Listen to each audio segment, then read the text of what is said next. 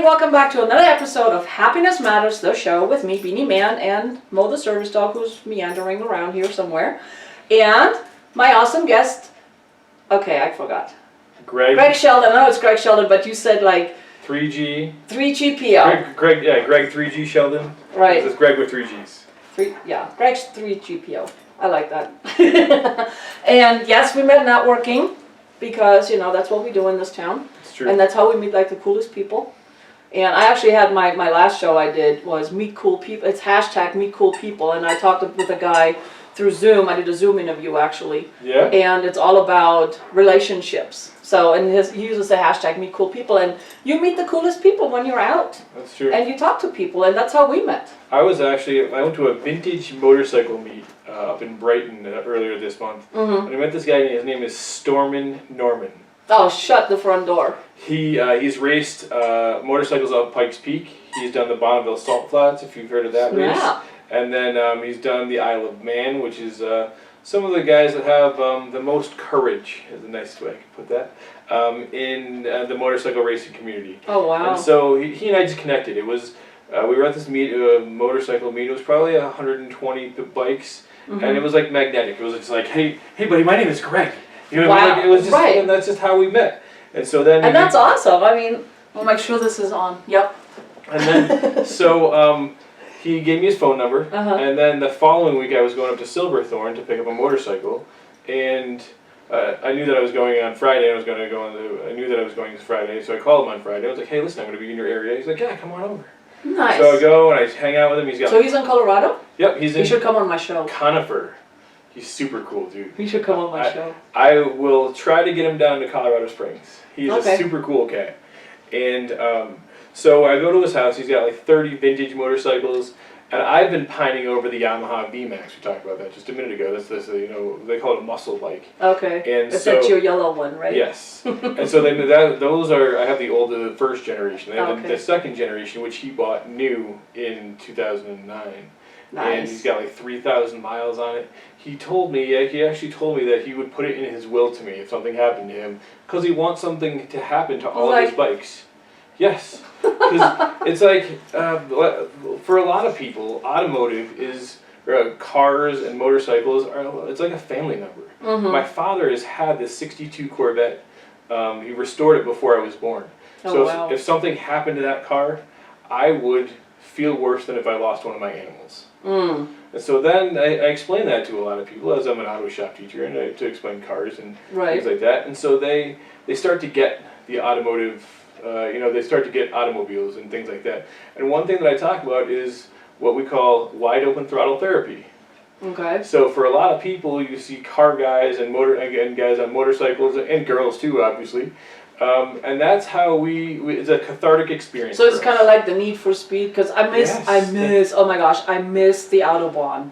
That's exactly what it is. I miss the Autobahn. Yeah. Oh, man. That's on my bucket list. That's absolutely on my bucket list. Oh, if you need a translator for over there, let me know. Okay, yeah, we may do that.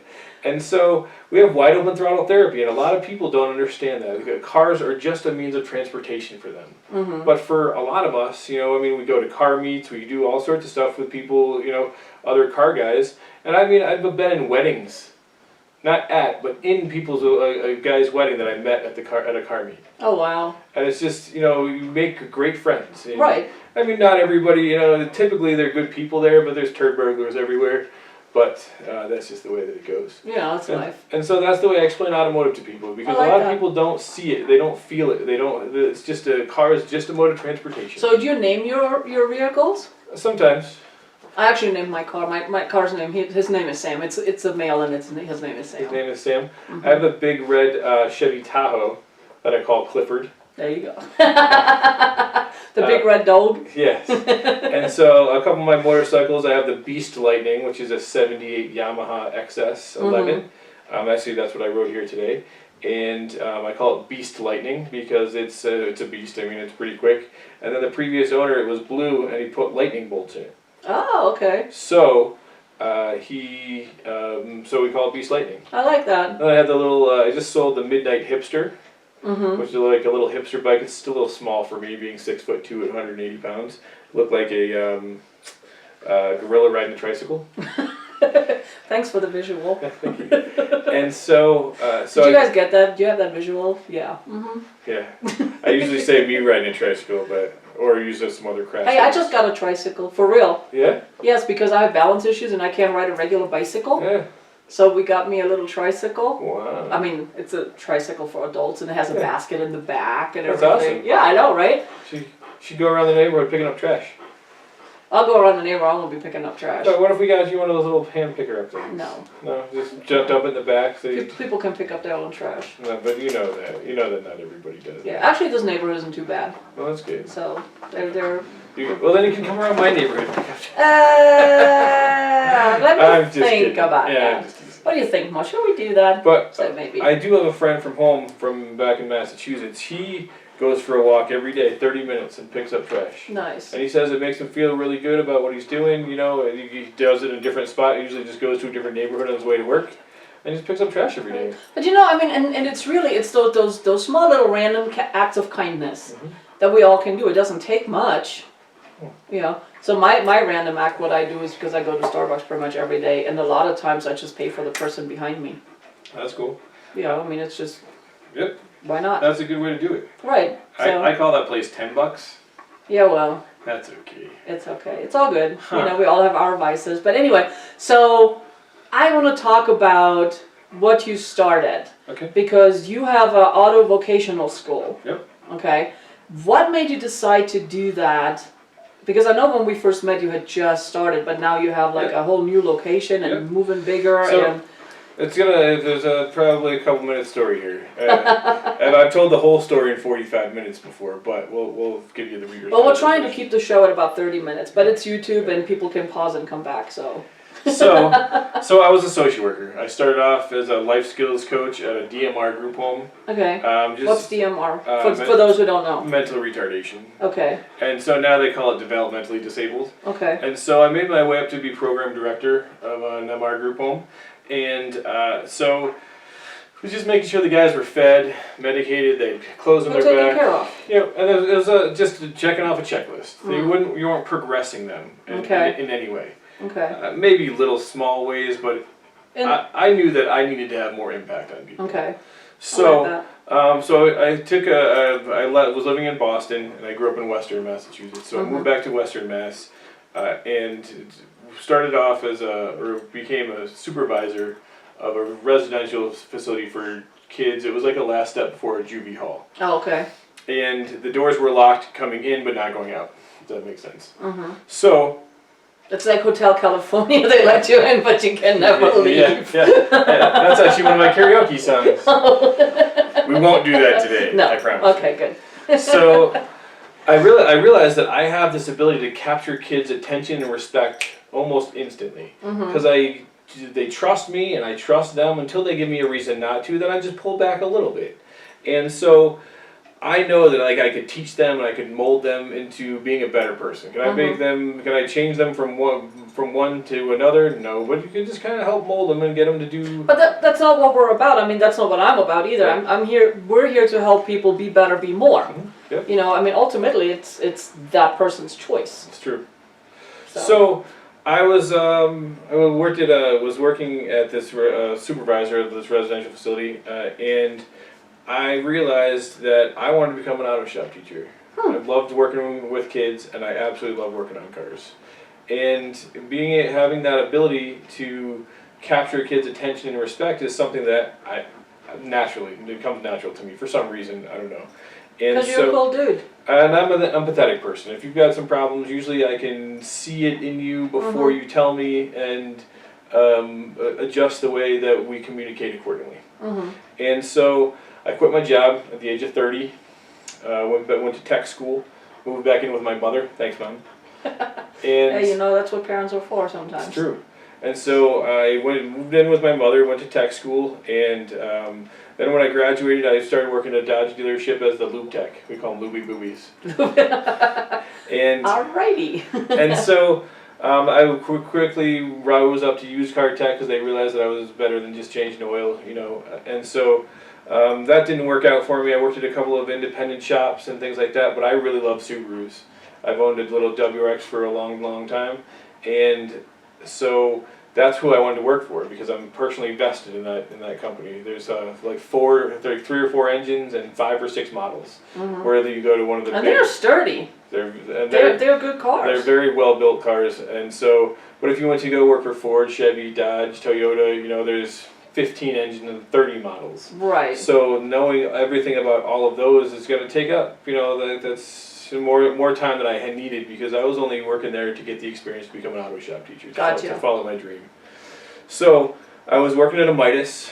It was a Saturday. All my friends were out camping, but I had to work because it was Saturday and I had to make my $12 an hour. Yeah. That was pretty miserable. Here I'm with a bachelor's degree with a tech school, you know, and all these. Sadly, that's a lot of people these days. It is. It's very true. And paying $700 a month in student loans and making $1,200 a month Ouch. was not an easy That's thing brutal. for me. Hence why I lived with my mother. Yeah, well, you know. And so I kind of broke down in somebody's car, and I was like, I need to get this experience somewhere other way than working at Midas, changing oil. So I applied to every Subaru dealership in a 1,500-mile radius of Massachusetts, and I got picked up by Sheboygan, Wisconsin. 2.5 weeks later, I sold a lot of my stuff, packed up my little Subaru with an enclosed trailer, and Project One way out to Wisconsin. Wow. And that was pretty fun. And Wisconsin is an interesting place.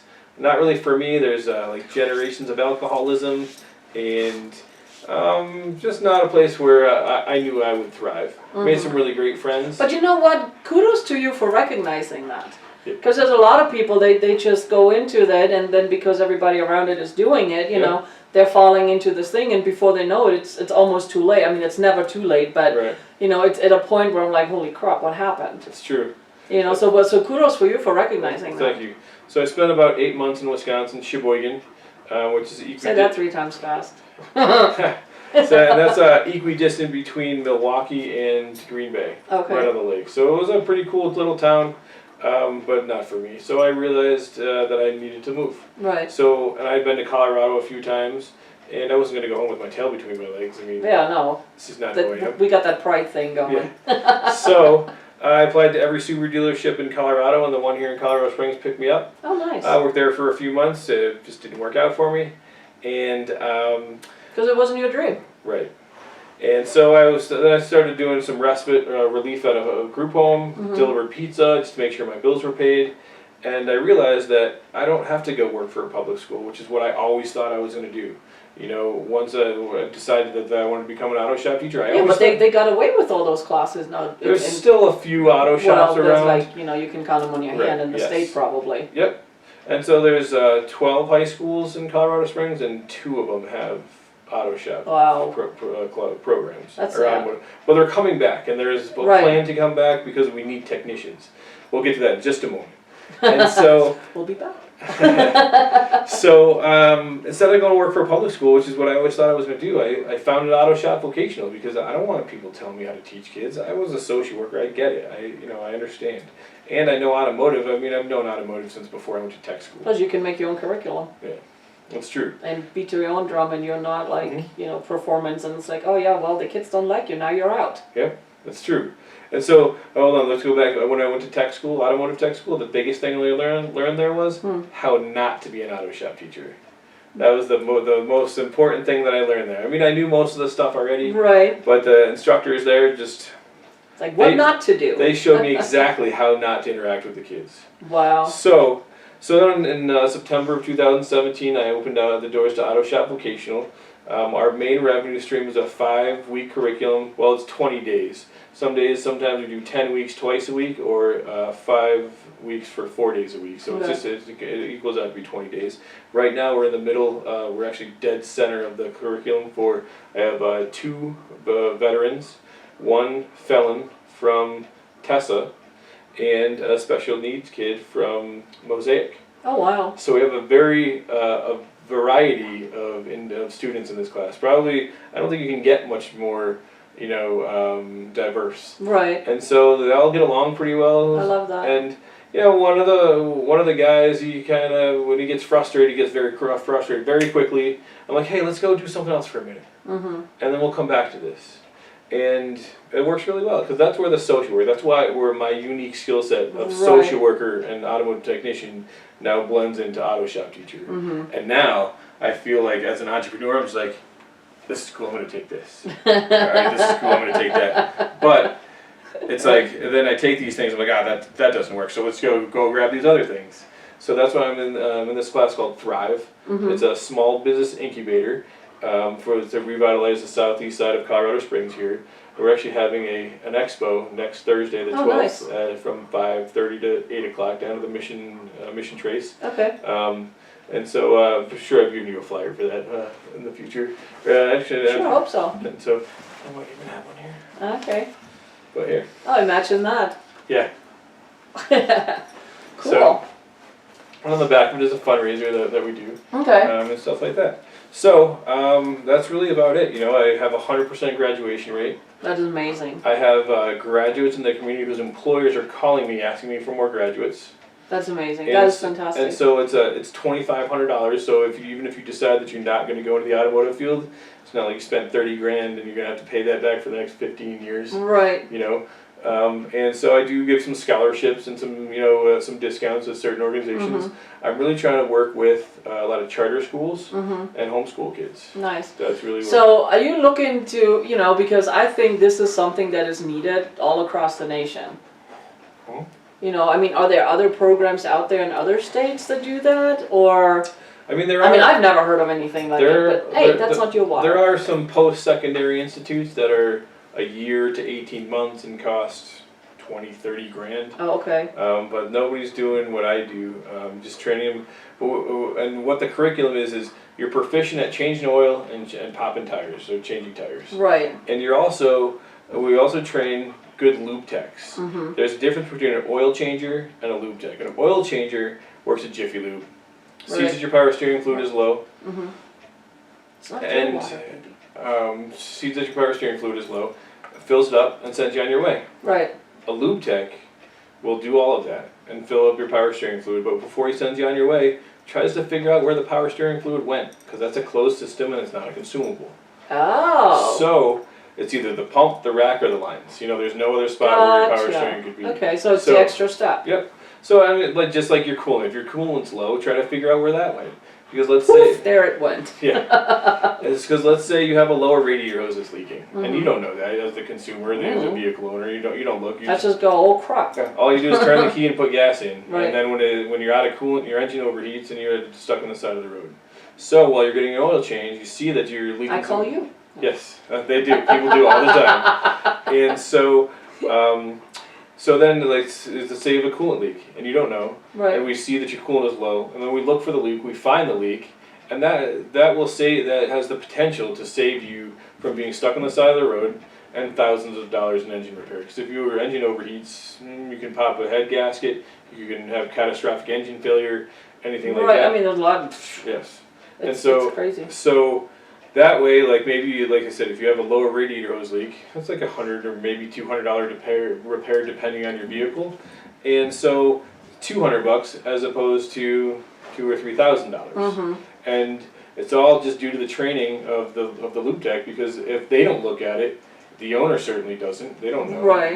There are some people that get under their car once in a while and look around, but they're not even particularly trained to look for these things. Right. So if your oil is low, if your power steering fluid is low, or if your coolant is low, check your brakes. Make sure that there's still a little bit of meat left. And then if there's 30% left on your brakes, we say, hey, Beanie, plan on a brake job next time you get an oil change. It's going to be about $200 or $250 or $500 if you want them all done. Right. So it's giving the vehicle owner the power to know what's wrong with their car, because they don't. Nobody, typically some don't care, which is not a good way to live. But I go to Lexus and it's like, it's making a funny noise over there. Yeah. And then they wash it for you and they give you a sandwich while you they wash it for me. I can go. That's a nice thing having a Lexus. Yeah. I can go to the dealer anytime I want to just for a car wash. Yep. I'm like. Yeah, that's one of the nice perks of having a Lexus. Without a doubt. I know I have a few friends that have them, and they've always been good cars. This is my second one, and my first one I traded in for this one. Had over 120,000 miles on it. And I bought it used. It was 2 years old when I bought it, and I had it for 4 years or something. Yeah. And I clearly put a lot of miles on it, but never had a problem. Yeah. Never had a problem. Yeah. So Yeah, so a lot of the Japanese manufacturers, Toyota, Lexus, Acura, Honda, Infiniti, Nissan, Subaru, you know, they're all pretty well up there in the reliability, and so bless you.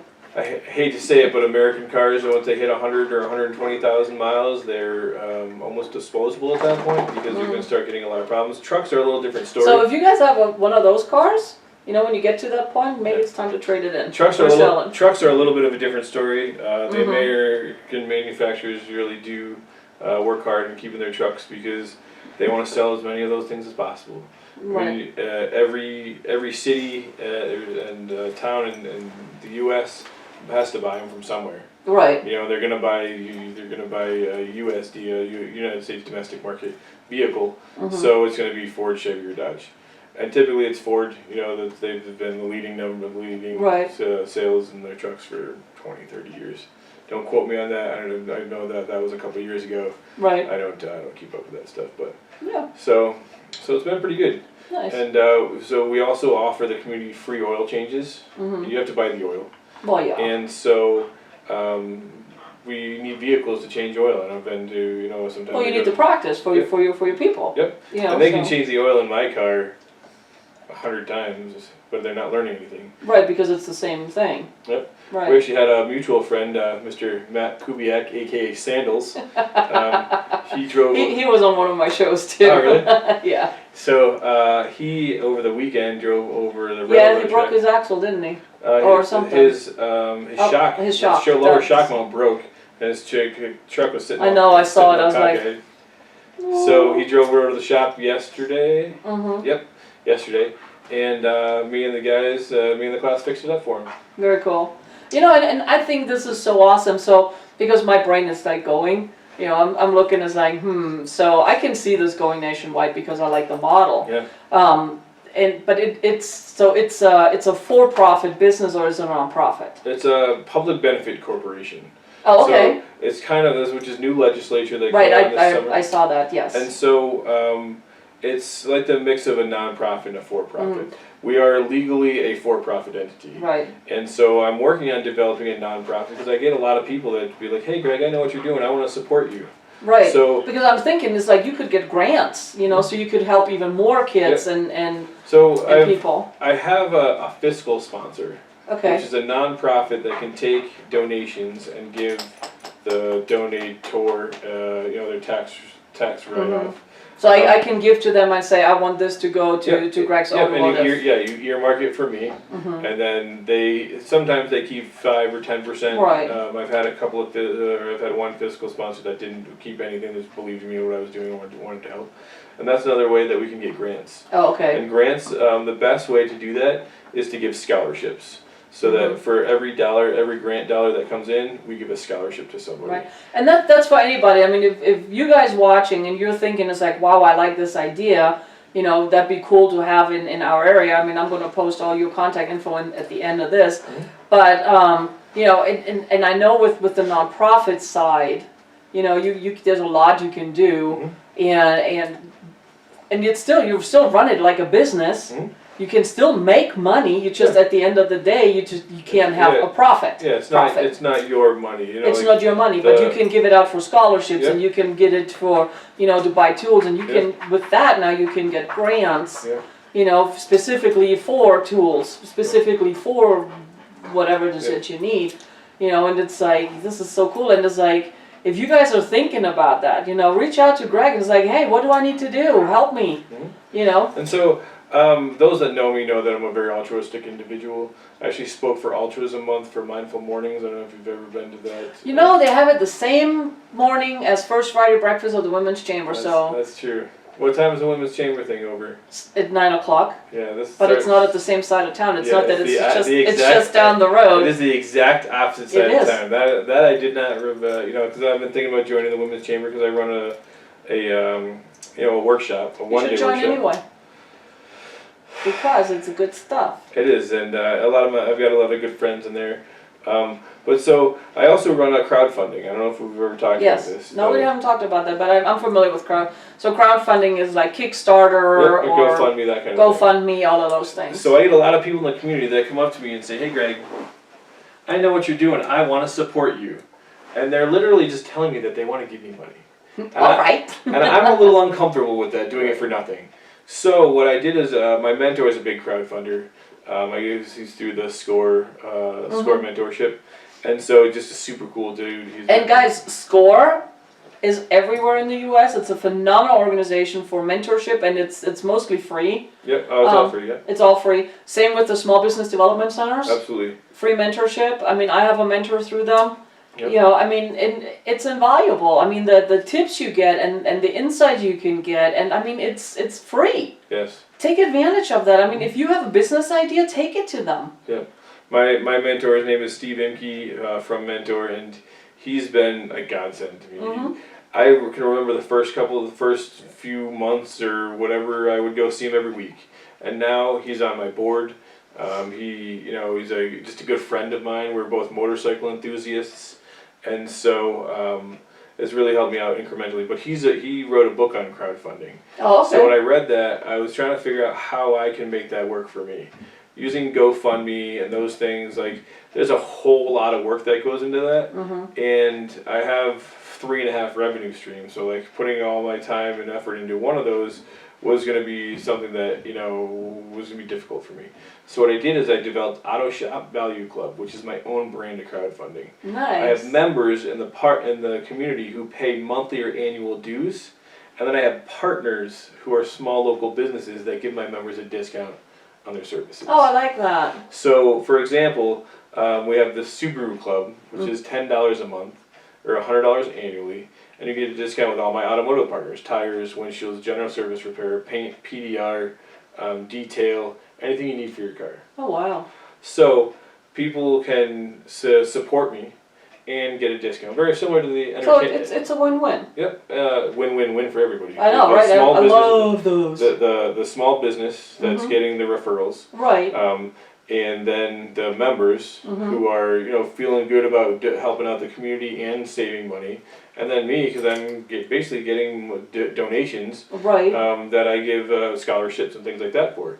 So then we have the Cadillac Club, which is $30 a month or $300 annually. You get a discount with not only the automotive partners, but the people that you go to: food, entertainment, yoga, massage, chiropractor, levity floats, the float tanks, stuff like that. I love float. I go to the Luna Float Spa. Oh my gosh, it's amazing. Then we have the Duesenberg Club, which is $50 a month or $500 annually, and you get all the other partners plus people that come to you: plumbing, HVAC techs, electricians, carpet cleaners, house cleaners. Brandon Kirk. He's one of my partners. I didn't know you did that. Yeah. That is so cool. So this is that's a way that people can support the school, right? And give back, and then they get something for their money. They get to be part of a club, and then so I call it a membership referral based crowdfunding. Memberships. And then the referrals. Are you guys taking notes? I mean, this is some really good information for whatever you're doing. Anybody can do this. It's like whatever your business is, or whatever you're thinking of doing. Yeah. This is some awesome stuff, man. Thank you. And I coined all this myself. I should actually. You should copyright it. Copyright it. Yeah. Everybody should be able to do that. Maybe they should have to pay me $100 to do it. And then a one-time fee. I know, right? Yeah, all right, so we're recording this now. We're on video. It's been copyrighted, just so everybody knows. Yeah, that's not how that works. But yeah, anyway. And so, Pay for effort. So that's thank you. So that's how I feel comfortable accepting people's donations. Because I'm uncomfortable taking it for nothing. Right. It's just who I am. I've always been that way. And I'm with you, because for me there always has to be I call it an energy exchange. Whether it's service for service or service for money, right. There has to be some sort of an exchange. Yeah. And I just call it an energy exchange, because that's just me. But there always has to be a give and a take. Right. It has to be somewhat equal. It's true. Ish. But there has to be. You can't just take. Right.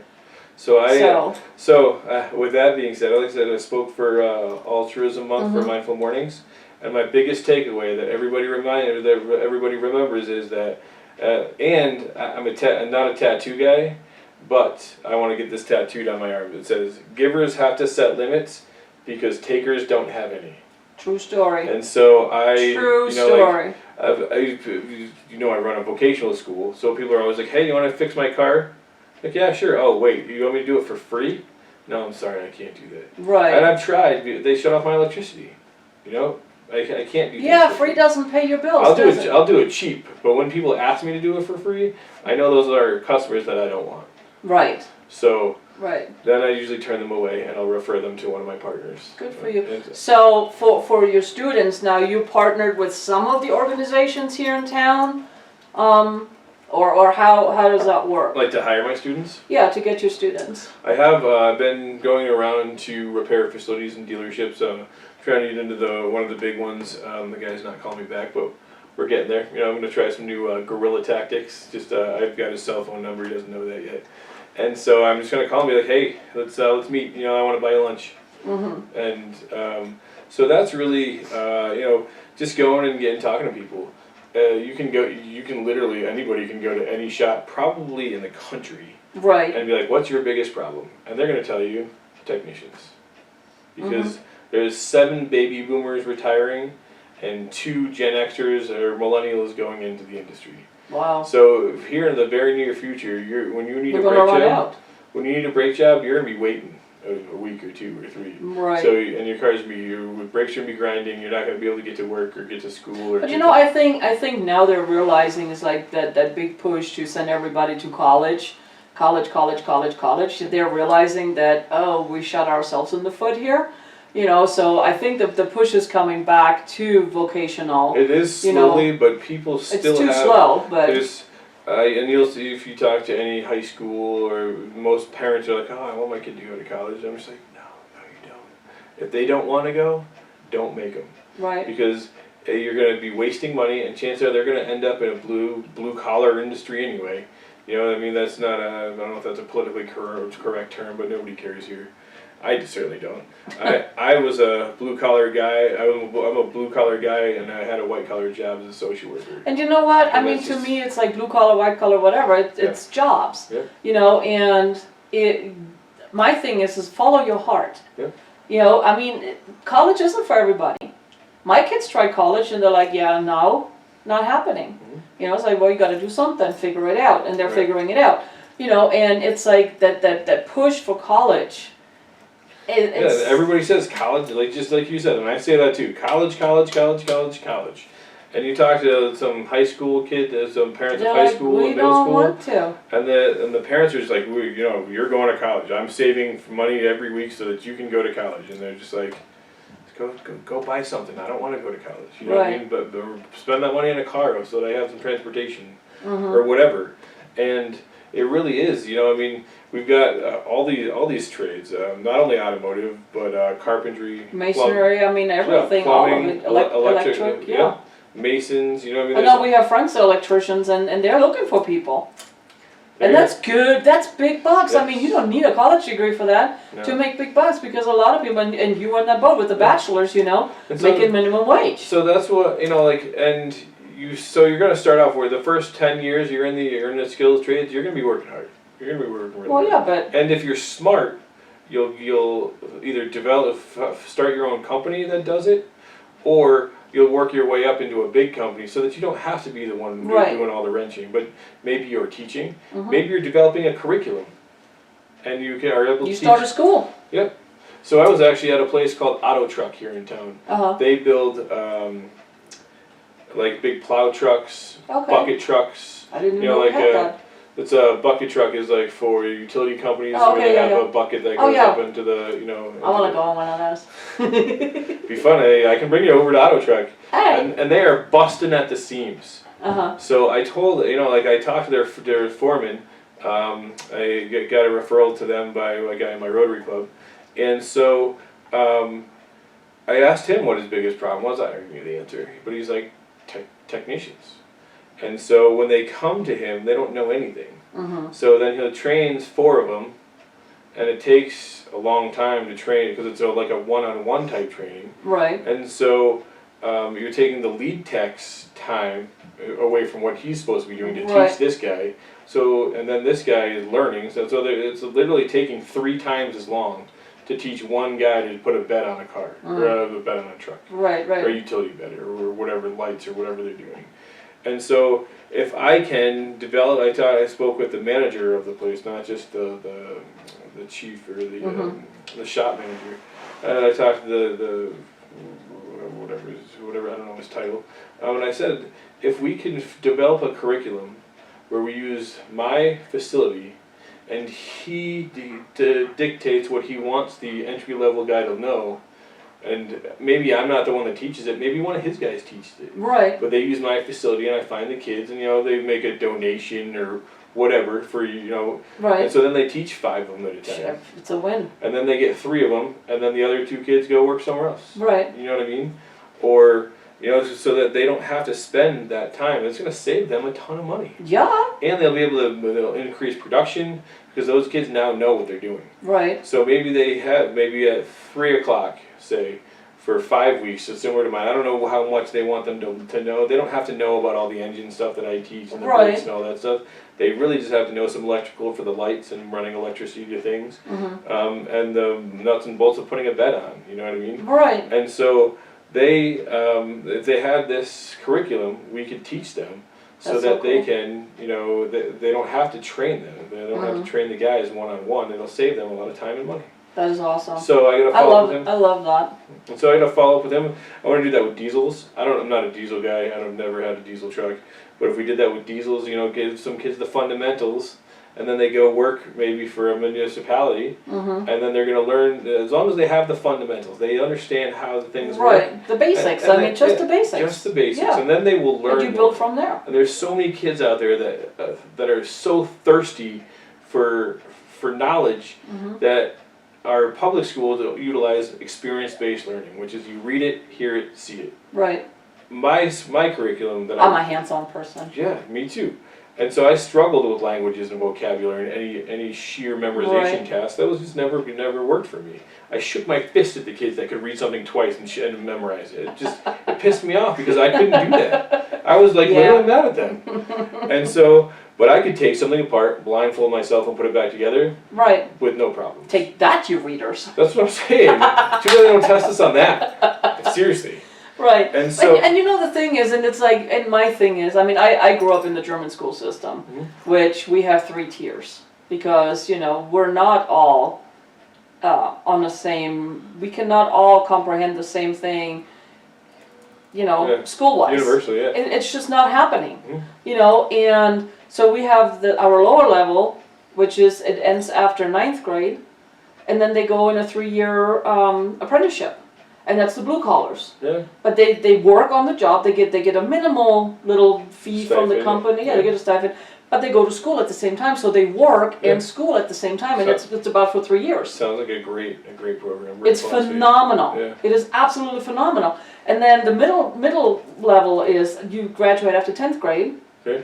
and then you go. You can become you can do either the blue collar or you can go into the entry level white collar. So you can become a bank teller, you can become an administrative assistant, stuff like that, or you can become an office assistant, a doctor's assistant, type that. And then there's the next level, which ends after, when I graduated, it was 13 years. Wow. I So think you get 3 extra years. So you get 3 extra years, but with that, I can go to university, I can do blue collar, I can do whatever. Yeah. But it's still, so the first 2 levels, you still do an apprenticeship for 3 years. And you get to choose. And I get to choose. You're not told what you have No. to do. I mean, usually the parents decide, because it's like wherever the level the parents are, Yeah. that's where they do their kids, And some parents are like, you know what, I want my kid to do better, so they push a little harder for the Yeah. school. But here's the thing, if the kid doesn't cut it, so after 5th grade is when you decide, or 4th grade, I'm sorry, after 4th grade, it's decided which level you go, Wow.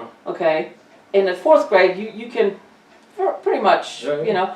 But here's the thing, even if you decide to go to, so the highest level is gymnasium, okay? And even if after 10th grade you realize you're not cutting it, you stop after 10th grade, you still have the middle Oh yeah. what's it, diploma or whatever, Yeah. and then you can go into vocational school, Wow. trade school for Yeah. 3 years, whatever you want to learn. Wow. So you have that option. Wow. That seems like a really good system. It's a fantastic system And- because that way, you don't make the kids that just simply don't have the interest to learn all that The stuff. desire, like, They have no desire, but now you don't make them feel bad, and you don't Right. make them feel like they're no good and Yeah. they're never gonna make it in life. and that's exactly like our system. Like if you're not good at sheer memorization tasks, then you're not smart. But and that's not true. But it's kind of the opposite. If It's you not ask me. true. You know, Like if you can figure out how things work. I Right. remember math class and geometry and whatever other math. yeah, flunk math. I always found the right answer, but I didn't use the prescribed method. Right. And if you didn't show your work, then You get no points for it. or something or half or something. Yeah, Sometimes. you get ducked big time. And so that was a huge problem for me because I got the right freaking answer. Yeah. You know what I mean? Because I'm a creative problem solver. I mean, you can tell by the auto shop value club. Right. I had a problem. People wanted to give me money. Right. And I was You're- uncomfortable. I'm uncomfortable Right. taking it. So what can I do? Well, creative problem solver. You know what I mean? I can help my small local businesses too. Mhm. And I mean, all the people, all my Right. all the partners are all my friends. I add some here and there, you know, Right. and just a lot of good people. And there's a lot of kids out there. They're really smart. They're super smart. They're just not book smart. They're not school smart. And they're told by our society Yeah, they're stupid. that they're not intelligent. They're not gonna make it. and they are typically some of the most intelligent ones. Yes, they are. So They're bored to tears in school. It's like one of my sons. Yeah. Well, both of mine were bored, but my younger son Patrick, he didn't do his homework. I mean, he Yeah. barely passed. He passed. He graduated. Mhm. But it's so easy for you. Why don't you do it? He goes, Mom, it bores me to tears. it's too bad. He was bored to tears. And I mean, it's just.